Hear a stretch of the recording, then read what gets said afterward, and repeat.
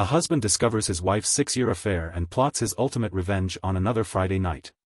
A story of betrayal. I came home late, but my wife came home even later. I wasn't thrilled that she was spending time with friends after work, but I recognized the importance of a couple having individual pursuits. Victoria was considerate and always told me when she was going out and where she was going, and she always tried to come home early, usually by 8 p.m. In the afternoon, while I was checking my work, I received a text message from Vicky saying that she was going out for drinks with friends and would be home late. Vicky doesn't go out often, maybe once every 3 to 4 weeks, but this still bothers me. In fact, I don't trust people, both men and women, who go out to bars a lot or travel a lot. Vicky does both, but traveling bothers me the most. You may be wondering why I have these issues and how they affect my opinion of Vicky. Let me tell you a short sad story to help you understand. I grew up in a bar. Well, to be precise, my parents owned and operated the most popular bar in a small town near St. Louis, Missouri. They also ran an upscale French restaurant in the same building as the bar. People would come from all over to eat at the restaurant and then go next door to the bar and nightclub to dance and have fun. I witnessed it all, and from an early age my parents instilled in me the importance of discretion. That summer I turned 16, and they felt I should learn the business, as my brother and sister had started working in the business when they were 16. My parents interrupted me more than once to separate the bar from the restaurant and remind me to return to work at the restaurant in the evenings. That night, my sister was also on duty. She walked up to me and warned me, "Donnie, you have to concentrate on your work and not get distracted, otherwise you'll get into trouble." I turned to her and said, "But sister, that's Mrs. Holden, and she's with a man. She's not even wearing underwear. Do you think Mr. Holden knows?" God, I couldn't wait to tell them. It was fantastic. Sarah seemed terrified, nervously glancing over her shoulder, then murmuring, "Oh, no." At that moment, I felt my father's large hand grasp my shoulder firmly, squeeze it a little, and instruct Don to come with me now. Inside the office, he motioned for me to close the door and sit down. I thought to myself, "Oh no, this can't be good." Looking at my father's serious expression, I felt a wave of unease. Finally, he sighed and began to speak. "Don, should have talked to you about this before you came to work here, but I didn't. I've talked to your brother and sister about the same thing, and I'm telling you, it's never going to get any easier. Mrs. Holden is a very attractive woman, isn't she, son?" My father asked me a question that caught me off guard and made me feel a little dizzy. I wondered why he was changing the subject, and when I tried to gather my thoughts to respond, he repeated it. "Yes," I nodded silently, mumbling yes. I can still vividly remember the sad expression on his face. Eventually, he leaned back in his chair and continued speaking, and even after 20 years, I can still hear his words echoing in my head. He said, "This business is our bread and butter. It has supported our family, provided us with a comfortable home and amenities like the pool, sent your brother to college, and will provide the same opportunities for you and your sister. As long as we don't do anything to jeopardize it, it will take care of all of us forever. Greet family members warmly when they come in. If they bring a stranger, address them as Mr. or Ms. unless instructed otherwise. In this business, discretion is key. Never mind your own business, and never remember anything you see that is improper. Discussing customer behavior is strictly forbidden. If I catch anyone gossiping, they're fired. We've lost good employees that way, but our reputation for privacy is just as important as the quality of our food and service. Understand, son? Secrets usually end badly, especially when children are involved, so get back to work and remember to be discreet during high school and college, because I worked in a restaurant and saw a lot of cheating, but I never spread rumors. I observed that late nights often presaged marital problems, which affected my views on trust and relationships during college. I met the new waitress Victoria and fell in love. We realized we were soulmates and planned a future together. We laughed at the cheats who came here on business, because we knew we would spend our lives together. However, our parents insisted that we sign a prenuptial agreement to protect the family fortune. This allowed us to ensure that any property owned before or inherited after marriage would remain clear. We spent a few hours alone and reached a clear agreement on joint property and child custody. Arrangements can also be made if needed. This precaution is designed to protect our respective assets while enabling us to live together responsibly. Vicky and I think it's silly, because we know we're meant to be together, and to my surprise, so do Vicky's parents. They have a large fortune and don't want Vicky's potential share to be divided up in the event of a divorce. Our agreement solves these problems. Property acquired before or after the marriage belongs to us in case of divorce. The agreement also covers our pensions, which we each keep to ourselves. The only thing we had to divide was the assets we acquired together after the wedding. The agreement even stipulated custody of the minor children after the divorce.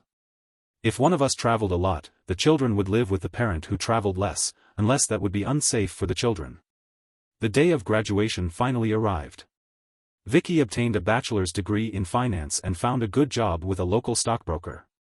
I graduated from university with a degree in construction management, with a minor in landscape architecture. I worked for 2 years at a construction company to gain experience. Vicky and I were not interested in running a family restaurant and bar, so we left it to my siblings and my parents took care of the company. After 2 years with another company, I started my own construction and landscaping business. As Vicky and I could barely afford our home and car, my parents provided the startup capital from the family company. I received a salary to manage the company. Vicky's career also progressed. She moved into the compliance department, working in a satellite office, where she had to comply with regulations and travel a few days a month. This makes me a little uneasy, as I have had this experience myself. As time goes by, my business continues to grow, and I am happy with everything from small renovation projects to building completely new buildings to landscaping, so I have never thought about spinning off my business from the company and naming it after me. I just keep earning higher salaries. I am proud of the value added and revenue growth of the company every year. I have learned to accept Vicky's business trips, but I can never quite get used to them. I agree to her occasional girls' nights out, even though she might go once a month, and usually came home before 8 p.m. Sometimes I traveled for work too, or went out for a beer after work with the builders or office colleagues, just to keep the company afloat, but I made sure to only have 1 or 2 drinks and not be home more than an hour later than usual, unless Vicky came with me. A few years after we got married, we decided to start a family and welcomed our son Patrick, followed 18 months later by our daughter Suzanne. Vicky became, and traveled a lot, sometimes 2 weeks a month. We both had a hard time with the traveling, but she was confident that she would soon be able to lead her department, thereby reducing her travel and getting a pay rise. We agreed to maintain the status quo until she achieved her goal. During the economic slowdown, my small business had to start taking on small jobs that we had previously dismissed, especially after the bursting of the real estate bubble and the stock market crash. We had to lay off about half of our employees. We were in debt, but certainly not earning as much as before. I reluctantly took one of these small jobs, and it marked the end of my marriage. In retrospect, I wish I had never taken the job, and maybe things would have been different. One Thursday morning, I dragged myself to the office, exhausted, and wondered why I was even bothering. I had stayed late the night before, and I had already finished all the paperwork. Vicky was out all week conducting compliance reviews and wasn't expected back until Friday night, so I figured I might as well get the work done. I almost left to supervise our construction site, because as you probably know, being there in person really keeps the workers on their toes and ensures they do a good job. But just as my day was getting started, my assistant told me that Mrs. Sloan was here and wanted to talk about adding a deck and landscaping in the backyard. I wasn't thrilled about it, just a deck in the bushes, but I met with her anyway, thinking it would keep the workers busy for a few days at least. When Mrs. Sloan walked in, I was stunned. She reminded me of Mrs. Horton in First Love, and I was speechless. I tried to calm myself down and stood up to greet her. I smiled at her and said, "Mrs. Sloan, it's a pleasure to meet you. I'm Don Patterson. Mrs. Simpson mentioned that you want to build a deck. Is that right? I'm sorry, please sit down and let's talk about your needs. I don't usually do this, but you remind me of someone I knew when I was young. When she was young, she was like walking into the room. Please forgive me." Mrs. Sloan smiled and then said, "Don, it's Molly." She must have noticed the confusion on my face, because she continued, "You know, Molly Holden Danita and Alfred Holden are my parents. We used to go to your family restaurant all the time." "My God," I exclaimed. "I'm sorry, you've changed since you were younger." Jasmine let out a giggle, a charming and delightful sound, and then said, "I think we've all changed a little. I was 10 when my parents divorced, and after the divorce neither my mother nor I could afford your prices." After a sigh, Jasmine continued, "My husband and I bought a house near where we used to live, and he said we could build a deck house with a hot tub and even do some landscaping if the price wasn't too high. When I found out you had a construction business, I asked if you were interested first, before I spoke to someone else. We spent the morning reminiscing about old times and discussing what Molly and her husband had in mind. After getting a rough idea of her requirements, I told her I needed to see the house and take some measurements before I could quote a price. "No problem, Dawn," she said. "We can go now, or whenever you like." "I can, because I don't work." "Tell you what I suggest. I'll come around about 1 p.m. I need to check out the work, have a bite to eat, and then I've the whole afternoon to measure and quote. Is that okay with you?" Jasmine leaves the office and I follow her. I inform Laura, the secretary, that I'm going out today to check on all the job sites, have lunch, and then go to Mrs. Sloane's to quote her project. "Close the door behind you and leave my phone on if you need me." The work goes well, but I end up staying longer than planned because chatting with a homeowner causes me to be late for lunch and I don't arrive at Sloane's until 1:30. Jasmine was waiting for me at the door, and the first thing I did was apologize for being late. "Mrs. Sloane, I'm sorry I'm late, I got held up by one of the homeowners. I tried to call, but only got Mrs. Sloane giggling and answering, 'Dawn, I told you this was Jasmine, don't worry about being late. I didn't hear the phone, I was cleaning the pool when you called.' 'No big deal, you're here now, would you like a drink? Or should we go out and look around?' 'I'm fine, Jasmine, let's go out and look at your backyard.' With that I picked up the measuring tools and after measuring everything I added, 'That's troublesome, I usually use the price, but since you don't have a hot tub yet, you need to get its dimensions, and then I can order some materials, we need.' 'Oh,' Jasmine said, 'I think you'll be offering too much, I don't know much about them, can't you include it in the bid?' I laughed and replied, 'Sure, Jazz, I think I can do that, but we don't sell them, so I'll have to buy one from somewhere else. I need to know what size you want, whether it's floor standing or freestanding, and whether it's 210 volts or 110 volts. Jasmine looked so dejected that I felt sorry for her. I remembered that when she was younger, she used to get upset about trivial things very easily. In the end, I suggested that we discuss it some more, and maybe you could talk to your husband tonight. I can wait until you decide. Jasmine seemed even more worried, and she almost trembled as she said, "Oh no, I can't call him. He told me to handle this, and that's what I intend to do. He's on a business trip in Denver, so I won't see him until this weekend. Maybe we can work this out together." I asked Jasmine for more information about how they use the bathtub and learned that they rarely entertained. She mainly used the pool and backyard, and sometimes she would have 1 or 2 friends over to play. Finally, I had enough information. We went to visit my supplier, and Jasmine decided to buy a smaller bathtub for 5 people after learning the dimensions. When we returned to her house, I asked her if there was a place where I could access the internet so that I could visit the office. On Thursday, some of the estimates I need for the project will change, and I want to get the exact price list before I start working. Jasmine smiles and says, "Of course. Dawn, why don't you just go to the office? Steve is the manufacturer's representative for the business systems, and he has a really nice office, so when he's not on the road, he can work from home.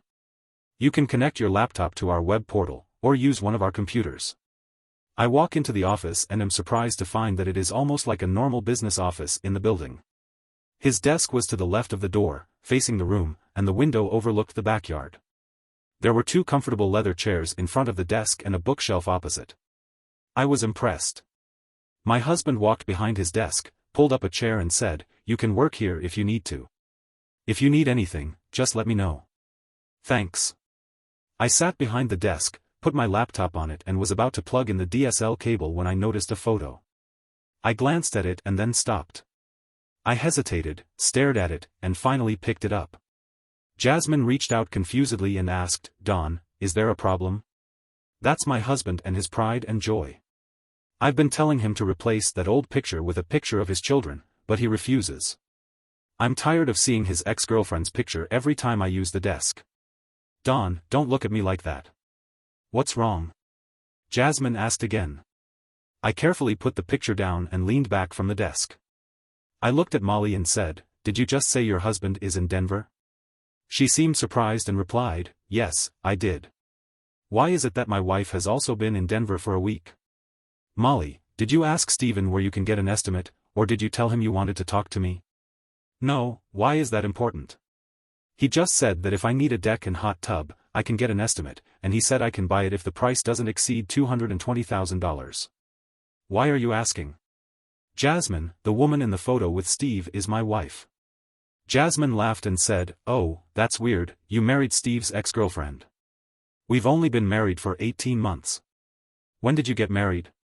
My stomach lurched and I looked back at Molly. "Vicky, I've been married for 9 years. That photo was taken 2 years ago because she's wearing a necklace I gave her for Christmas 2 years ago, and the dress she's wearing was bought on holiday the following summer." Molly paused for a moment and then said, "Dawn, if what you're saying is what I think it is, I'm sorry, but why worry about her in Denver?" "Jasmine, you said you've been married for 18 months. Do you know when this picture was taken? Judging by the way Vicky's dress is cut, it could be when you got married. When did Steve have it framed?" "He said, but that's impossible, because the picture was taken the day he won first prize at the Cheyenne State Fair." Jasmine began to cry and collapsed in a chair in front of the table. She continued softly, "It was 3 weeks before we got married. I just didn't think. I mean, he said it was an old photo, but he's holding the first prize trophy, damn it." "Oh, Molly, wait." Dawn interrupted her to get her to think about it. "I saw it all when I worked in the restaurant. I learned not to get involved and not to talk about other people's business, because liars are always caught in the end. It looks bad, but all we know for sure is that Steve and Vicky are standing next to his car, embracing. We also know that the photo was taken between 18 months and 2 years ago. You're younger than we are, so I don't think Steve could have been Vicky's ex-boyfriend, because we've been dating since we were 18 in Dad's restaurant. But he could be. I don't know who she liked when she was younger, just as you probably don't know who Steve liked. How old is he anyway?" "He's 29 and I'm 27, which should be okay, because Vicky's not married." "I just don't know, Dawn, what are we going to do now? If we ask them, they'll probably deny it, whether they had an affair or not. If they ask, it might make things worse. I feel like I should ask, but until today, I totally trusted Vicky. Dawn, just not sure if we talk more and come up with a plan that we think is okay." We agreed, not to mention what we found out today. Jasmine wouldn't tell Steve about talking to me about the deck, and we would hire a private investigator the next day to investigate Vicky and Steve. Jasmine and I contacted the security company we used at the construction site, and they referred us to the investigation company they used. We spoke with their people, signed a contract for services, and gave them separate checks for the deposit we were owed. Jasmine shortened the name on the check, so if Steve asks, she can say that it is a deposit for work and we have discussed it. I used the company account. Vicky has never seen the books or the checks, so I am safe. I only have to repay the money in 3 weeks. Jasmine and I met the investigator, and he said, "Dawn, Jasmine, I'm sorry, no. I am happy to report that we have found no evidence of any involvement between your spouses. We followed them every lunchtime and after work, and they did nothing untoward. The only unusual thing was that on Friday, Mrs. Patterson and a few of her colleagues went out after work. They danced with a few men in several bars in the St. Louis Landing area. Vicky did dance with Steve once, but it was perfectly normal. They kept their distance, there was no inappropriate touching, no kissing or any other misconduct. They didn't talk after the dance." I sighed, leaned back in my chair, glanced at the investigator, then at Molly. I was beginning to think that maybe the mistrust I had learned from working in a family business was causing all this confusion. We had installed phone records, cameras and recorders in our home, and even in Vicky's car and purse, but everything was clean. Finally, I sighed again and said, "Okay, I guess we can chalk this up to paranoia." Then I let out a sigh of relief, but I was embarrassed because I even suspected Vicky and Steve. "Or could we wait a minute?" Molly interrupted. "Didn't you just mention that Steve is going to San Antonio next week?" Molly replied with a puzzled look, "Yes, but what does that have to do with anything?" "Oh, so we don't have to follow them next week?" "I think quite the opposite, we should have followed them 2 weeks ago. Vicky told me she was going to a compliance review next week. I don't remember exactly where she said she was going, but I think it was Austin, Texas. Depending on where they were staying, it could be just an hour's drive away. We're sure they won't meet here, so we should check this trip. If they're fine, then I admit I'm being paranoid. Despite the photo, we have reason to believe that if they were old friends, Vicky would have let him pose with her and his trophy. Despite all the uncertainty and investigation, Don and Molly found no indication that Vicky or Steve treated them differently. As usual, Don couldn't pinpoint what had changed in Vicky since the early days of their dating or marriage. She treated him like he was the only man in the world. They were inseparable. Vicky was as loving and thoughtful as usual on the Friday night before the trip. Don and she went out for dinner on their date night, and later, as they snuggled in bed, Don asked Vicky, "Do you remember when we worked at Dad's restaurant and we used to laugh at the cheaters and the people who did dishonest things?" Don felt Vicky's muscles tighten a little, but he wasn't sure if she was smiling, and she turned her face towards him and asked, "Yes, some people can be really stupid sometimes. When someone at work does something like that, I think back to those days and wonder how stupid they were." "Why do you ask?" "Oh, there's this guy at work who thinks his wife is cheating on him, but he hasn't found any evidence. When he confided his concerns in me, it reminded me of those days, so I advised him to remain calm.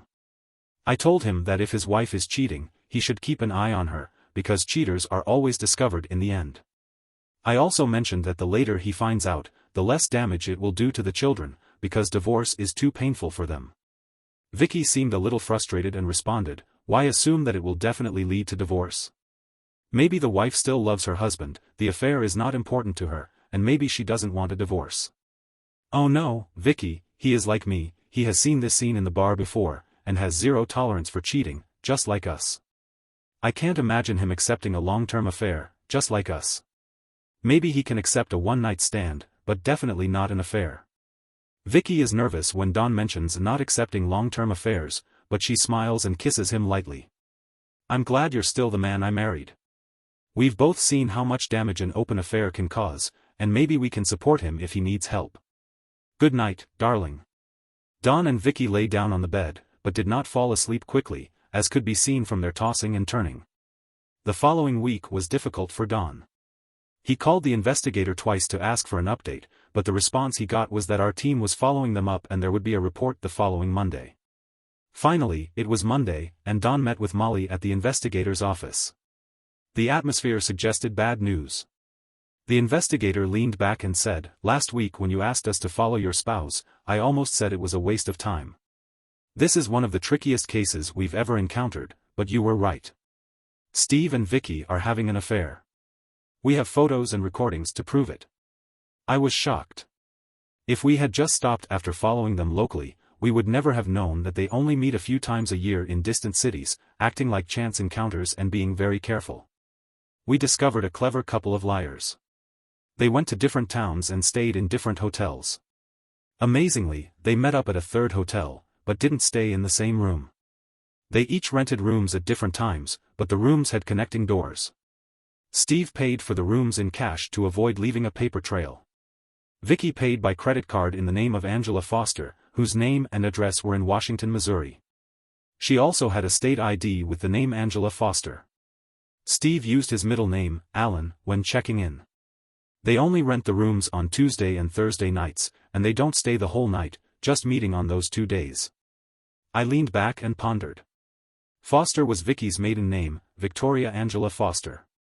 Jasmine nodded and said that Alan was Steve's middle name. "Okay," I sighed, "I guess this is basically over. I'll set up a meeting with the divorce lawyer soon." Jasmine hadn't had a chance to respond when the investigator interrupted, "Wait, there's more. Normally I don't mention this, but this time it feels like despite the evidence of infidelity, something doesn't feel right. It's not like a typical affair. They're playing games. We have hours of recordings, mostly harmless. There was only sex twice in the whole week. The pillow talk was also unusual. I'll play you a recording." The investigator played a tape. We heard Vicky's voice.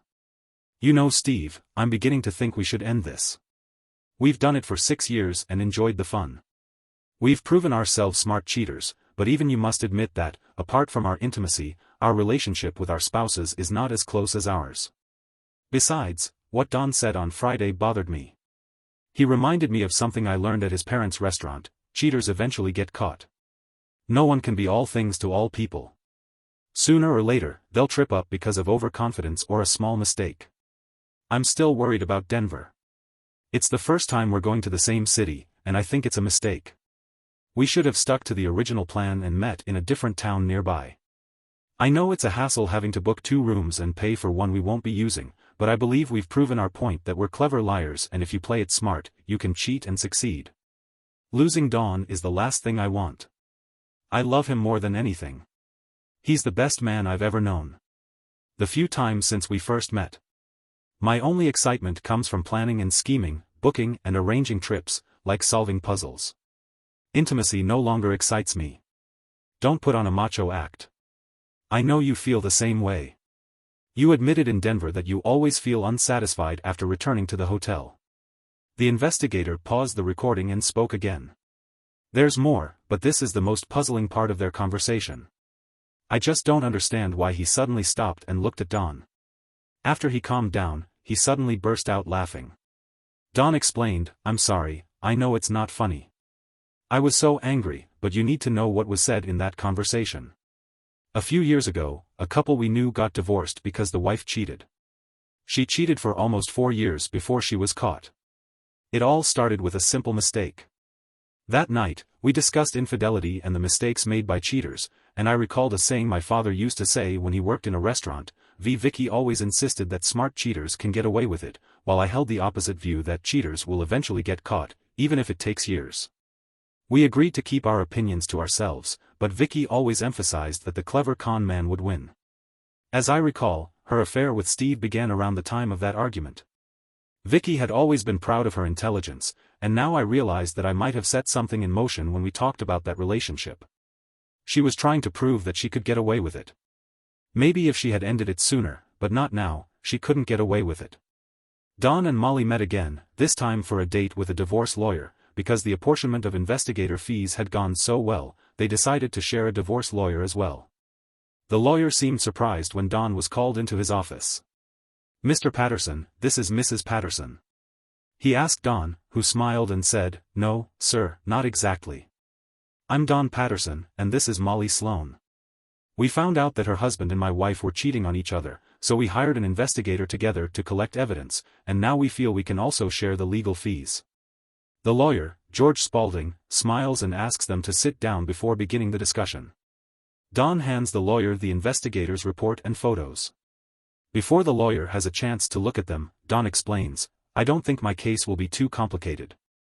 I have listed all the property that Vicky and I own, as well as when and how we acquired it. I've also prepared our prenuptial agreement, which details the division of assets and custody. I only want a divorce on grounds of adultery and the division of assets according to the prenuptial agreement.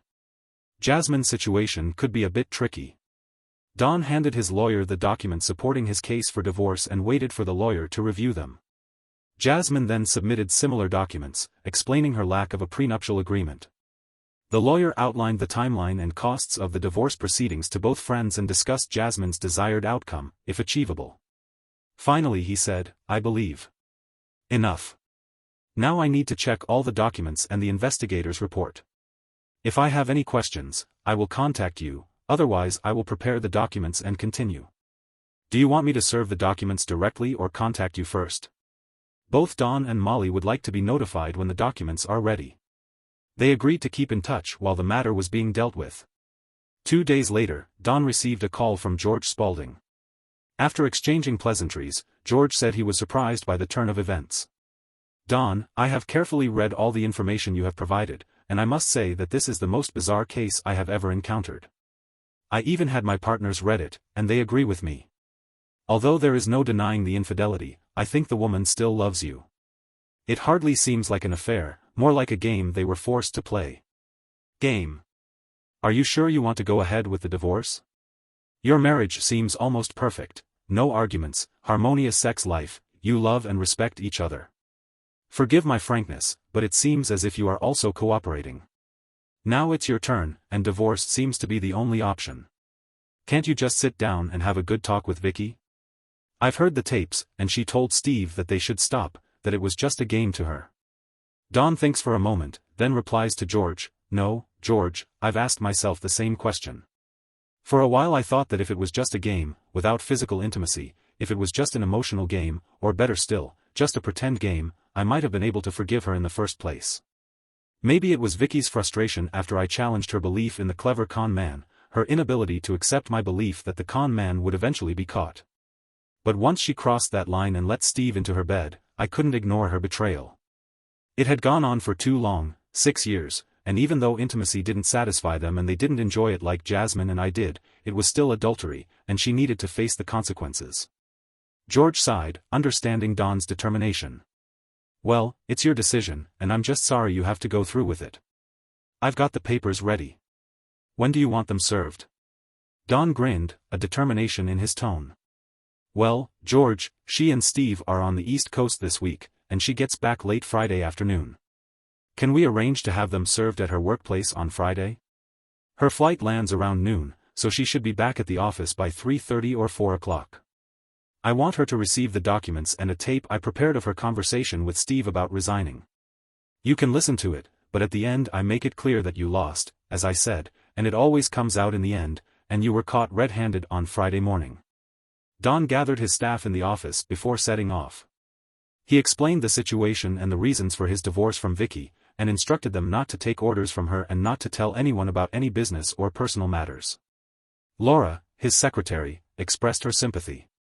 Oh, Dawn, I'm so sorry. It's unbelievable that Vicky would do something like this, especially considering how much she despises cheats. Laura added with a smile, I mean her. As we say when we find out someone we know has done something like this. At 4:10 that afternoon, Don received a call from his lawyer confirming that the documents had been served at around 4:30. The phone rang again, and Don recognized Vicky's voice. Don answered, Hello, Vicky. Vicky's voice trembled as she said weakly, Don, can we just forget about this? You know I love you more than anything. I realize how stupid I've been, but you really made me. That night, your condescending attitude was unbearable as you told me how a clever liar could get away with it. Don, the first year, it was just a game, to prove a point. You heard me tell Steve I didn't love him, that our intimacy was even bad, that we were going to stop. Please, Don, don't do this to us. I can't believe you found out after all these years.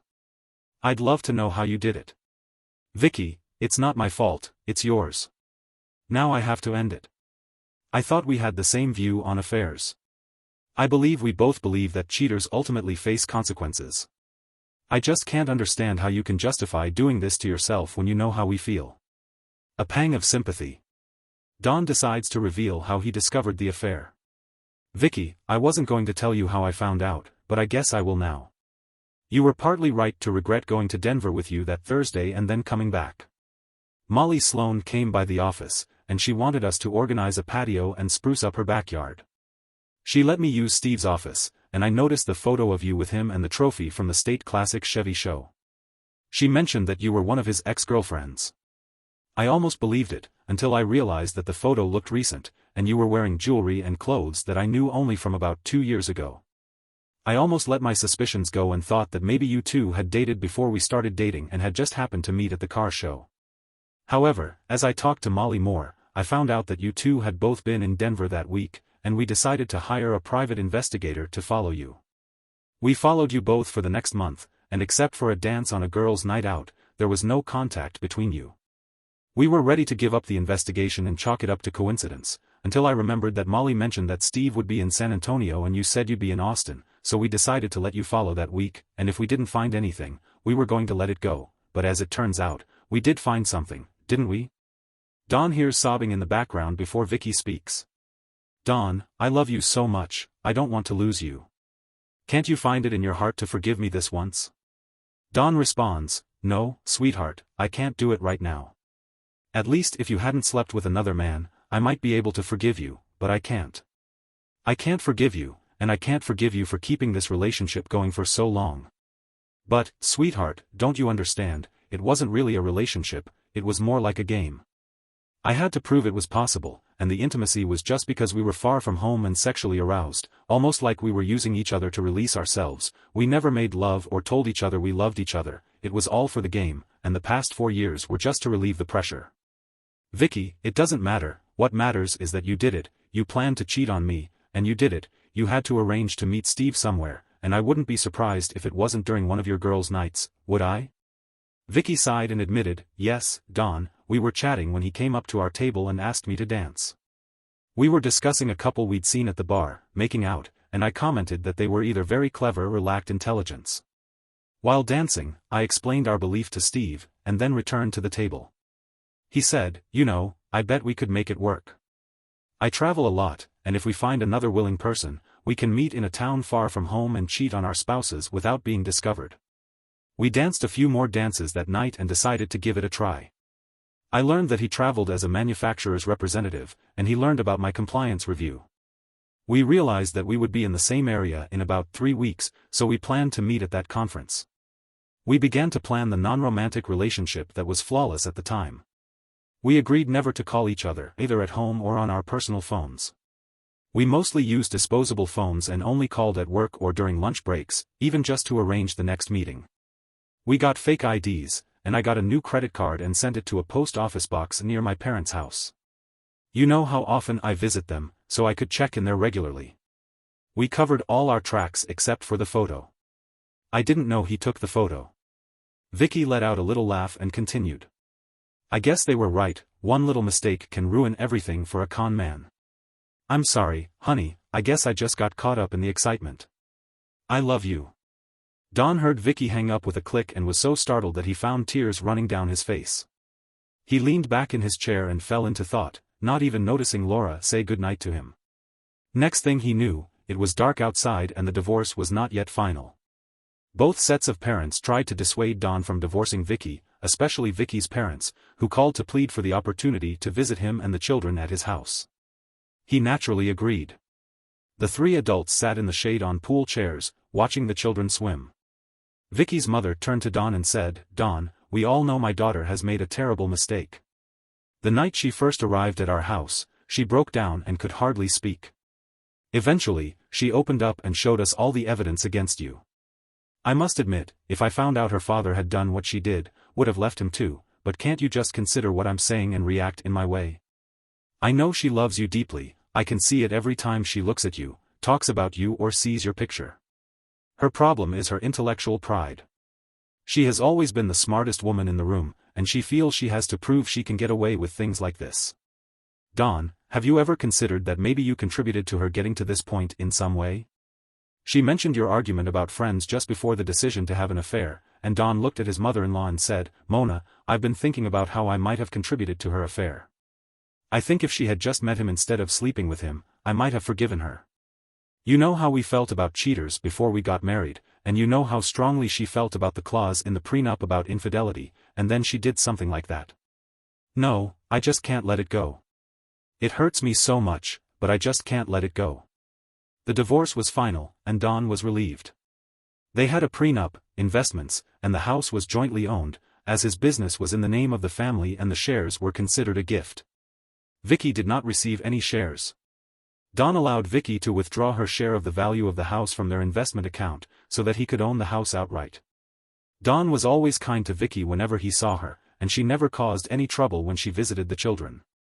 Visiting the children, although he still longed to embrace her, he knew that he could never trust her again. One day, he took the children to a restaurant for dinner. When Molly walked into the restaurant, she seemed hesitant to stand in the doorway, and the waitress came up to ask about seating. Molly gestured that she needed a moment. Don noticed and quickly stood up from his chair, intercepting the waitress and Molly before they reached her table. "Molly, it's good to see you." He greeted her. "I noticed you told Patty you were alone. If you'd like, my children and I are together and we can share a table." Jasmine glanced at Don, then smiled. He felt a wave of happiness, and the room seemed brighter. She came closer to him, gave him a brief hug, and kissed him on the cheek. "Thanks," she said. "I think I'll like it." Jasmine sat down, and "I've been lonely." Don introduced her to his children before he even opened the menu. His father appeared at the table. "Don, have you been hiding something from me? Who is this lovely lady?" he exclaimed. Don smiled, and Jasmine grinned back. Don turned to his father and said, "Dad, this is Jasmine Sloan, her husband, and her mother, Danita Holden. They used to come here a lot when I was a kid." Mr. Patterson smiled and recalled, "Oh, yes, I remember. You look so much like your mother, I can't believe I didn't recognize you. How are your parents? I haven't seen them in years." Jasmine looks up at Mr. Patterson and replies, "They're both doing well. After the divorce, I sometimes spoke to my father on the phone. He moved to Kansas City. I visit my mother a few times a month, she lives north of the city. Enjoy your evening. I hope you remember where we live now and can come visit more often. Mr. Patterson says before leaving. Once, Jasmine orders a meal and Don apologizes and asks how things have been going lately.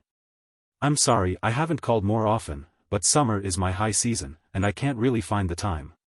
Don't be silly, Jasmine assured him. I know you're busy, and I'm actually here tonight to celebrate. Steve finally gave up.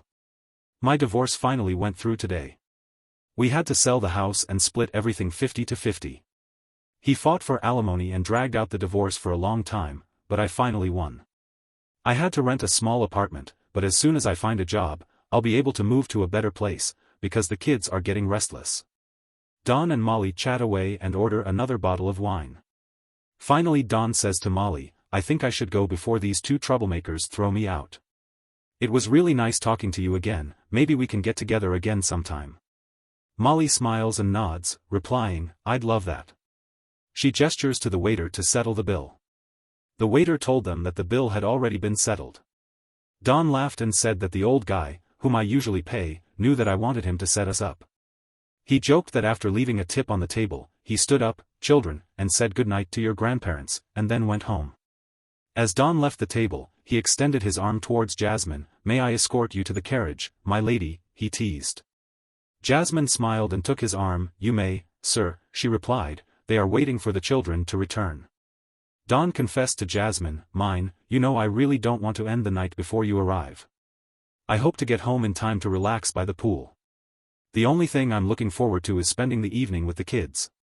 Jasmine looks at Don and admits, me too, except I don't have a pool or kids in my apartment. Jasmine, it's still early. After I put these two kids to bed, do you want to come back to our place and hang out for a while? Don has prepared drinks and ice for Jasmine, which he places between their pool chairs and invites Jasmine to come and get it. Don took a bottle of Pepsi, sat down, and invited Molly to join him in admiring the shimmering pool under the soft lighting. Don sighed and turned to Molly and said, you know, I think your mother played a role in my divorce. Damn, I'm sorry, Molly. I shouldn't have said that. I just feel. Well, I mean. Molly looked at him with concern, and he seemed to see tears in her eyes. Don moved closer to her and gently wiped away her tears. Let me explain. I feel like a fool now. He said, I was just starting to work in the restaurant when I was 16, about 3 weeks in, your mother came in with a strange man. They had dinner, then went to the bar to drink and dance. I always thought your mother was the most beautiful woman in the world, until I met you. I couldn't stop staring at her, and not only did my father notice, he heard me say it. I had to tell all my friends about what I had seen, and when we went to school on Monday, wow, I still remember getting a lecture from my father in his office that night. I think that conversation shaped my views on marital fidelity, even to this day. Interestingly, Vicky later worked for us and got the subject of our frequent conversations, our experiences in the restaurant. I think we all agreed with my father's view of fidelity, and perhaps I was too stubborn about it, but meeting your mother that night made me stick to my strong beliefs in the midst of this chaos. I'm sorry that neither my family nor my employees have revealed anything about your mother. I don't know who did it, and it was almost a year after that incident before your parents divorced. As far as I know, that was also the only time she and her boyfriend went to Jazz Restaurant. I glanced at Dawn and said, maybe there is something positive to be drawn from this mess, and maybe there isn't, depending on how you look at it. Your mother ended up marrying that man, and they stayed together until he died in a car accident a few years ago. I'm not sure, but I think she may have been unfaithful to him as well. They say that once you cheat, you always cheat. Don made sure Jasmine had stopped crying, and he returned to his seat as they started chatting about lighter subjects. He discovered that she had a degree in accounting and had worked as an accountant for a while. He laughed to himself as he remembered his mother complaining that she needed more time off but couldn't get any because she was responsible for the bar and restaurant accounts and supervised the staff who weighed the food. He also realized that he needed to hire some help for Laura. Maybe next Wednesday. Don came home from work and heard a loud crash at the front door.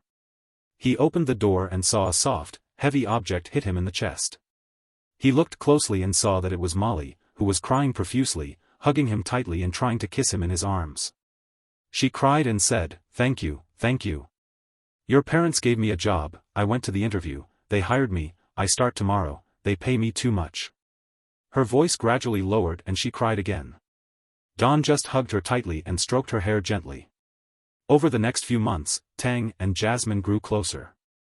Tang began taking the children to the restaurant 4 or 5 times a week, making sure the bookkeeper and accountant could eat with them.